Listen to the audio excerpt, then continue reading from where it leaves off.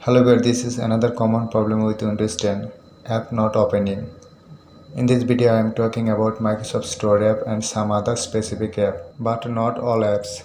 Friend, there are multiple reasons for this problem and several ways we can solve the problem. But in this video, I will show you one method to fix the problem. So without wasting time, let's start at how to fix it. Go to your settings. Now open the apps option. From here, find out the problematic apps and click on that.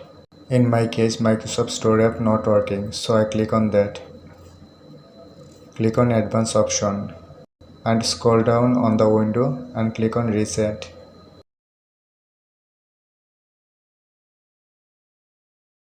Friends, it will reset all the settings related to that apps, and if you have any associated data with that app, then it will get deleted. But it will not delete any saved data on your computer. Similarly, you can try all the affected apps, clicking on Advanced option and clicking on Reset option. After that, restart your window and check your problem solved or not.